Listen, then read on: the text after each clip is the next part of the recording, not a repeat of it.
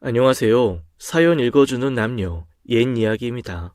오늘도 와주셔서 감사드립니다. 구독과 좋아요는 저희 채널 운영에 큰 힘이 됩니다. 꼭 부탁드릴게요.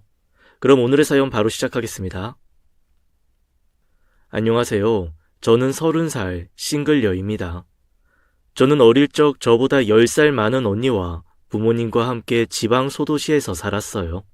저희 부모님이 저를 늦둥이로 낳으셔서 나이 차가 많이 나는 언니가 저를 엄마처럼 돌봐줬어요. 어릴 때 분유 먹이기, 기저귀 갈기, 놀아 주기는 언니의 담당이었다고 합니다. 저는 어려서부터 언니의 손길을 받고 자라서 그런지 언니에게 애착이 강했어요. 언니를 잘 따르는 동생이었죠. 그러다 제 나이 9살에 저희 부모님이 갑작스러운 교통사고로 세상을 떠나셨고, 언니는 고등학교를 졸업하자마자 20살에 저를 데리고 서울로 상경했어요. 언니는 일을 해도 서울에 가서 해야 돈도 더 많이 벌 수 있다며 저보고도 서울에 가서 공부하라고 했죠. 그렇게 부모님의 재산을 정리해서 서울에 자리를 잡았고 작은 새방에서 서울살이를 시작하게 되었습니다. 그때 제 나이가 10살이었네요. 언니는 서울로 이사 후 어느 작은 회사의 격리로 일을 하기 시작했어요. 저는 언니가 벌어오는 돈으로 먹고 입고 자고 학교도 다녔습니다. 언니가 26살이 되었을 때 지금의 형부를 만나 1년 연애 끝에 결혼을 했습니다. 형부는 제 눈에 완벽한 남자였어요. 성실하고 자상하고 언니에게 잘해주고 저에게도 참 잘해줬습니다. 저는 언니의 남자친구가 우리 형부가 된다는 사실만으로도 너무 좋았어요. 언니가 결혼한 후에도 저는 언니와 형부네 집에서 함께 살았죠. 언니와 함께 살던 집을 정리하고 형부와 돈을 모아 조금 더 큰 집으로 이사를 하게 되었어요. 그때 처음으로 제 방이 생겼는데 얼마나 행복하던지 지금도 그 기분이 잊혀지지가 않아요. 제가 중학교 시절 아주 잠깐의 방황하는 시기에도 형부가 있어서 삐뚤어지지 않고 바른 길로 나아갈 수 있었던 것 같아요. 시간이 흐를수록 우리 세 사람은 가족이라는 울타리에 서로 돈독한 사이가 되었죠. 특히 형부는 저에게 있어 친오빠이자 아버지 같은 사람이었어요. 언니는 저에게 엄마나 다름없었고요. 저는 정신적으로 두 사람을 무척 믿고 의지했습니다. 그렇게 시간이 흘러 저는 20대가 되었고 언니의 성화의 전문대를 졸업하게 되었어요. 사실 저는 공부에는 흥미가 없었는데 언니는 저에게 너만이라도 꼭 대학을 가라고 성화였죠. 본인은 상황이 안 돼서 대학을 다니지 못한 게 한이었나 봐요. 저는 그냥 고등학교를 졸업하고 언니처럼 격리로 취직하고 싶었는데 언니의 성화의 관광호텔학과에 입학하게 되었고 언니 덕분에 대학을 다니며 즐거운 청춘을 보내게 되었습니다. 대학을 졸업 후에 저도 빨리 돈을 벌어 그동안 절 키워준 언니에게 보답하고 싶었어요. 저는 대학을 졸업하자마자 호텔에 취업을 하게 되었고 처음 일하고 받은 월급은 모두 언니에게 갖다 주었습니다. 언니는 이내 눈물을 흘리며 저에게 그동안 예쁘고 바르게 잘 커줘서 고맙다며 이제 너 스스로 책임질 수 있는 사회인이 된 걸 축하한다고 했죠. 그 말에 저도 울컥해서 언니를 부둥켜 안고 울었어요. 고마움과 기쁨의 눈물이었습니다. 그러다 제 나이 25살이 되었을 때 형부가 한 남자를 소개시켜 주었어요.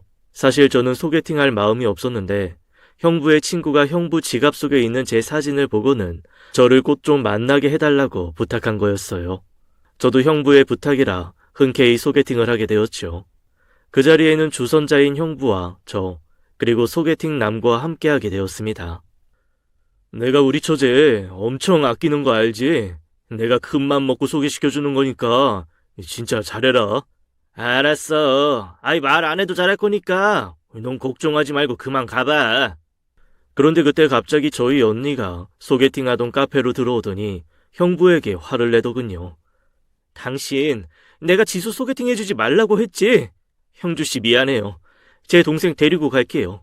언니는 제 손을 잡아 끌고 카페 밖으로 나왔습니다. 저는 언니의 손을 뿌리치며 도대체 왜 그러냐고 물었죠. 지수야, 언니 저 사람 무서워. 눈빛이 무섭다고. 언니는 네가 저 사람 말고 더 좋은 다른 사람 만났으면 좋겠어. 평소 사람 겉모습만 보고 판단하면 안 된다고 말했던 언니가 형주 씨를 외모만 보고 나쁘게 평가하니 좀 아이러니하더라고요. 저는 언니에게 무섭게 생겼다는 이유로 만나지 말라는 건 너무한 거 아니냐고 말했죠. 언니는 제 말에 더 화를 내며 만나지 말라면 만나지 마! 라고 단호하게 말했습니다. 언니의 강압적인 말투에 오히려 더 반발심이 생겨 너무 간섭하는 거 아니냐며 언니에게 대들었죠. 그러자 언니는 간섭? 내가 너한테 이 정도도 못하니? 라고 하더군요. 결국 전 언니의 말에 마음이 상해서 됐다며 내 마음대로 하겠다고 하고는 그 자리를 떠났습니다.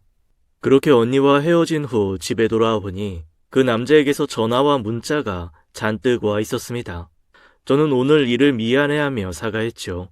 그런데 그 남자는 언니가 절 많이 사랑해서 그런 것 같다면서 이해해주고 웃어 넘기더라고요. 그 후로 저는 그와 자주 연락을 하며 지냈고 언니 몰래 밖에서 만나기도 했습니다. 그는 참 귀여운 사람이었어요. 제 앞에서 실수도 하고 부끄러워하면서 저를 많이 좋아하는 게 온전히 느껴졌습니다. 저와 나이차가 띠동갑만큼 나는 사람이었는데 저런 순수한 모습에 저도 그에게 마음을 열게 되었죠. 그렇게 몰래 연애를 한 지 1년이 넘어갈 즈음 언니에게 그 사람을 데리고 와서 결혼을 하고 싶다고 이야기했고 언니는 절대 안 된다며 언니는 허락 못한다고 했죠. 그때 형부가 제 편에 서서 여보, 형주게 괜찮은 놈이야. 일도 성실하게 하고 성격도 좋고 그리고 무엇보다 형주가 지수 정말 많이 사랑해. 언니는 형부까지 거들자 마지못해 저희 두 사람의 결혼을 허락해 주었네요. 그렇게 저도 형주 씨와 결혼한다는 생각에 들뜨고 행복했습니다. 언니가 형부를 만난 것처럼 저도 형부처럼 좋은 사람 만나서 안정적이고 행복한 가정을 꾸리고 싶었죠. 하지만 언니는 결혼식 날도 표정이 어두웠어요. 언니가 그토록 말리는 결혼을 하는 제가 못마땅한 거였죠. 하지만 전 언니의 마음을 애써 모른 척 했습니다. 저는 남편이 총각 때 살던 집에 들어가서 함께 살게 되었어요. 결혼의 환상이 컸던 저는 아침이면 그에게 맛있는 아침 식사를 차려주고 매 끼니 그가 좋아하는 음식들도 상을 차려주었습니다. 그도 그런 저에게 고마워했죠. 그는 평소 일을 마치고 오면 씻고 밥 먹고 저와 TV 좀 보다가 게임을 하는 게 일상이었습니다. 정말 평범하고 평온했죠. 딱 제가 꿈꾸던 이상적인 가정의 모습이었어요. 그러던 어느 날 남편이 안방에서 미친 사람처럼 소리를 질렀습니다. 여보 무슨 일이야? 왜 그래? 됐어. 됐다고. 되긴 뭐가 됐다는 거야? 복권 당첨됐다고. 1등 됐다고. 여보, 이제 내가 여보 호강시켜줄게. 그날 남편은 절 꼭 안아줬고 그날부터 행복의 나날이 시작될 줄만 알았어요. 돈이 없던 사람이 갑자기 돈이 많아지면 그 사람의 본성이 나온다고 했던가요? 남편은 로또 당첨금을 수령하자마자 일을 그만둬 버렸어요. 평소 안 잊고 깨 굴던 상사 책상에 커피를 잔뜩 부으며 사표를 얼굴에 내던졌다네요. 신나게 얘기하는 남편을 보는데 저는 속으로 그건 좀 아닌 것 같다는 생각이 들었죠. 이 사람이 원래 이런 사람이었나 싶었습니다. 그 후로 남편은 집에서 게임만 하기 시작했어요. 술, 담배, 게임. 이 세 가지가 이 남자 인생의 전부였죠.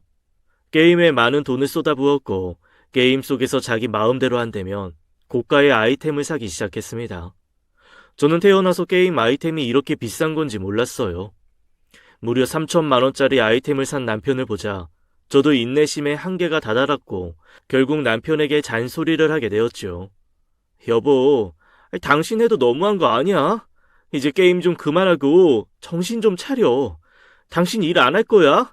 이제 취업할 회사도 알아봐야지. 언제까지 집에서 이렇게 빈둥거리면서 돈만 축내고 살 건데. 뭐? 빈둥? 돈만 축내? 이게 어디서 남편한테 정신을 차리라 말아야. 니까짓 게 뭐라도 되는 줄 알아? 어디 감히 하늘 같은 남편이 게임 중이신데 초를 쳐? 저는 그날 처음으로 남편의 돌변한 눈빛을 보았고 남편에게 온몸을 맞아 정신을 놓아버렸습니다. 정신을 차린 후에도 남편에게 맞은 충격이 너무 커서 경찰에 신고할 생각도 못했어요. 저는 방에 쓰러진 채로 피를 흘리며 눈물만 흘렸습니다.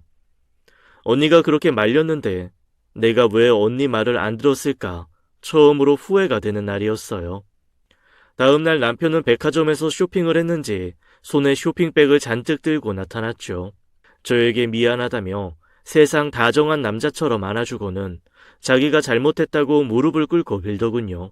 그러면서 소파 위에 당신 선물 사놨다고 한번 보라며 제 앞에 명품 가방이며 옷들을 꺼내어 보여주었습니다.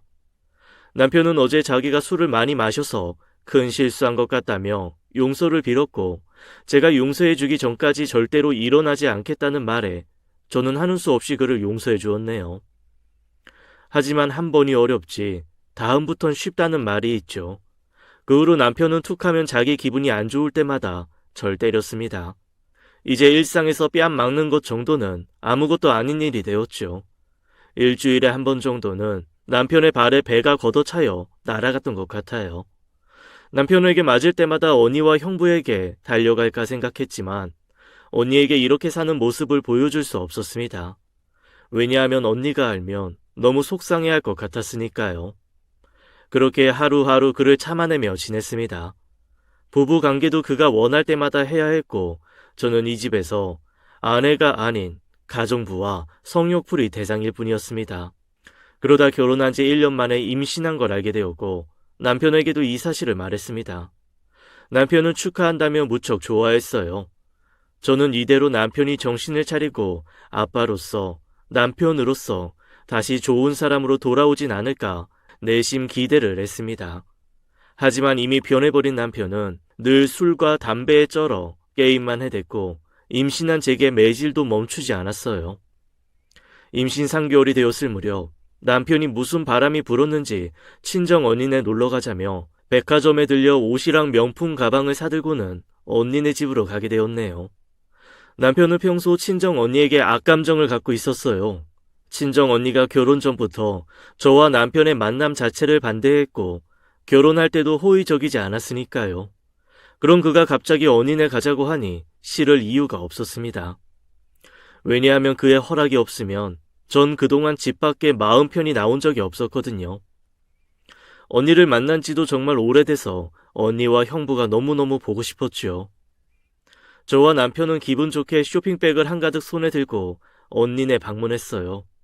하지만 언니는 선물을 사들고 와 거들먹거리는 남편의 모습을 보고는 못마땅해 했습니다. 제부, 로또 됐다고 돈 너무 막 쓰는 거 아니에요? 이제 저축도 하고 일도 시작해야죠. 아우 진짜 저축. 처형, 볼 때마다 그 말 좀 그만할 수 없어요? 이래서 가난한 것들은 티가 난다니까. 뭐라고요? 야 김영주, 너 말이 너무 심한 거 아니야? 당장 사과하지 못해? 야 임마, 너도 그래. 처형이 쥐꼬리만한 월급 받아오는데 도대체 언제까지 처형한테 빨대 꽂고 살래? 넌 쪽팔리지도 않냐? 뭐 이 자식아? 당장 나가. 당장! 내 집에서 당장 꺼지라고! 언니 대체 왜 그래? 이가 언니 생각해서 이렇게 사왔는데 언니 너무하는 거 아니야? 뭐 너무해? 너도 정신 차려 이거사. 너도 당장 나가. 이제 우리 집에 올 생각도 하지 마. 누가 오고 싶대? 나도 이제 여기 안 와. 그날 제 남편 때문에 저와 언니는 말다툼을 했고 그렇게 서로 의절한 채 헤어졌습니다. 그동안 언니와 왕래를 못해서 몰랐는데 형부가 직장에서 실직한 바람에 4개월째 백수로 지내고 있었다네요. 제 남편이 형부에게 그런 막말을 쏟아내자 언니가 당연히 화낼 만했죠. 저도 그런 제 남편이 정말 미치도록 너무 미웠습니다. 저는 집으로 돌아와 제 친정 식구를 무시한 남편에게 화가 나 대들었죠. 당신 해도 너무하는 거 아니야? 언니랑 형부한테 어떻게 그런 말을 할 수 있어? 나 이제 당신이랑 못 살겠어. 우리 이혼해. 뭐? 이혼? 이게 어디서 이혼 타령이야? 저는 그날 이혼 이야기를 꺼냈다가 지금껏 맞은 것 중에서 가장 심하게 맞았고 이러다 내가 죽을 수도 있겠다는 생각이 들었습니다. 남편에게 심하게 배가 짓이겨졌고 저는 다리 사이로 피가 줄줄 흐르는 걸 보았죠. 그렇게 제 첫 아이는 유산되었어요. 저는 병원으로 실려갔고 병원에서는 가정폭력 정황이 의심된다며 신고하려 하였죠. 하지만 전 계단에서 구른 거라고 거짓말을 해야 했어요. 그렇지 않으면 남편이 당장 언니와 형부를 찾아가 전부 죽이겠다고 했으니까요. 남편은 병원에서 세상 다정한 남편인 척 연기했습니다. 전 아이를 잃은 슬픔도 컸지만 병원에 있는 동안만이라도 남편에게서 해방된 기분에 한편으론 마음이 편했네요. 그렇게 며칠이 지나 퇴원을 했고 집으로 돌아와 똑같은 일상을 보냈습니다. 아직 몸을 다 추스리지도 못한 어느 날 아파서 누워있는 제게 남편이 담배를 사오라고 시키더군요. 저는 슈퍼에 갈 채비를 했고 남편이 화장실에 간 사이에 잽싸게 가방을 싸서 나왔습니다. 집에서 나와 도망을 치는데 혹시나 남편이 내가 짐 싸서 나간 걸 알아챘을까봐 가슴이 두근거렸어요. 뒤에 남편이 쫓아오는 건 아닌지 불안해하며 계속 뒤를 돌아보았고 집에서 어느 정도 멀어졌을 때쯤에서야 마음이 놓였습니다. 그런데 막상 집을 나오니 어디로 가야 할지 모르겠더군요. 제가 아는 곳이라곤 언니네뿐이었죠. 하지만 언니에게 이런 몰골을 보일 순 없었어요. 저는 형부에게 전화를 걸었습니다. 형부네 집 근처에서 형부를 만났고 형부는 멍든 제 얼굴을 보고는 울더군요. 이게 어떻게 된 거야? 그 자식이 이런 거야? 처제 내가 정말 미안해. 그런 놈인 줄도 모르고 내가... 형부는 절 안아주며 한참을 울었습니다. 지수야, 그러지 말고 우리 경찰에 신고하자. 형부, 그건 절대로 안 돼요. 그럼 그 사람이 진짜로 저 죽일지도 몰라요. 저 당분간만 지낼 곳 없을까요? 그럼 우리 집으로 가자. 그건 안 돼요. 언니가 저 이런 거 알면 언니 쓰러져요. 형부는 저에게 지갑에 있는 돈을 다 뺏어 주고는 일단 모텔에서라도 지내고 있으라고 했습니다. 저는 그 돈으로 찜질방에 갔어요. 거기서 며칠을 지냈죠. 형부가 준 돈도 다 떨어져 갈 때쯤 형부에게서 연락이 왔습니다. 지수야, 언니 출장 갔어. 일주일간 집에 안 들어온다니까 우리 집으로 어서 와. 저는 언니 몰래 언니네 집으로 갔어요. 그리고 언니가 없는 동안만 그곳에서 지낼 생각이었습니다. 형부는 저에게 편히 쉬라며 안방을 내어주었죠. 저는 그동안 몸도 마음도 너무 지쳐 있었는지 침대에 눕자마자 잠이 들었습니다. 한참을 자고 일어나니 형부가 밥을 한 상 차려 내어주며 어서 먹으라고 했죠. 어제 돈이 다 떨어져서 쫄쫄 굶고 있던 저는 형부가 차려준 음식을 보자마자 허겁지겁 먹었습니다. 음식을 먹다 보니 처량한 내 신세가 슬퍼 눈물이 왈컥 쏟아졌어요. 형부도 저를 달래주다가 안쓰러워하는 마음에 눈물을 흘리더군요. 그날 형부와 함께 부둥켜 안고 엉엉 울었네요. 형부네 머문 지 5일째 되던 날 집으로 남편이 찾아왔더군요. 저는 재빨리 베란다 창고에 숨었어요. 남편은 제 이름을 부르며 집으로 들어왔고 여기저기 뒤지기 시작했죠. 형부는 지수를 왜 여기서 찾냐며 당장 나가라고 소리쳤고 너 같은 친구 둔 적 없다고 다시는 우리 집에 오지 말라며 남편을 쫓아냈습니다. 저는 두근거리는 심장을 진정시키고 창고에서 나왔네요. 형부는 제가 아무래도 여기 계속 있으면 형주가 또다시 찾아올지 모른다며 다른 곳으로 가자고 했습니다. 그렇게 형부 차를 타고 도착한 곳은 다름 아닌 형부의 본가였어요. 형부의 아버지께서 혼자 살고 계셨고 절 그곳에 사정 얘기를 한 후에 맡기게 되었어요. 그렇게 이곳에서 일주일 정도 지냈을 때 제가 샤워를 마치고 욕실을 나오는데 그곳에 언니가 서 있었습니다. 저는 너무 깜짝 놀라 심장이 멎는 줄 알았네요. 언니는 언니의 시아버지께 반찬을 해서 갖다 주러 온 거였죠. 저와 마주친 언니도 저 못지않게 깜짝 놀라며 네가 왜 거기서 나와? 라고 물었습니다. 그때 시아버지가 어리둥절해 하시며 사돈 처녀 우리 집에 와 있기로 한 거 너도 다 알고 있는 거 아니었냐며 얘기하셨죠. 그때 마침 형부가 들어왔습니다. 형부는 당황하며 횡설수설 상황을 설명하려 했지만 언니는 시아버지께 다음에 찾아뵙겠다며 인사를 하고는 저와 형부를 끌고 나갔죠. 형부는 저에게 처제, 우리 이제 그냥 다 말하자 라고 했고 저는 안 된다고 우겼어요. 언니는 저희 둘을 보며 황당해하며 한편 화도 나 있었죠. 동생인 제가 형부네 본가에서 살고 있었으니 얼마나 이 상황이 이상하고 이해가 안 됐겠어요. 그런데 그때 제 남편이 걸어오더군요. 어떻게 알았는지 저를 찾으려 형부의 본가까지 찾아온 거였죠. 당신 여기 있었네. 한참 찾았잖아. 지수는 제가 할 말이 있어서 제가 데려갈게요, 저요.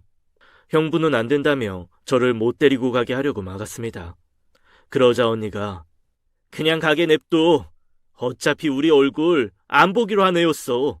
라고 했고 저는 그렇게 남편 손에 이끌려서 집으로 갔습니다. 집으로 간 저는 미친 사람처럼 소리를 지르고 물건도 집어던졌어요.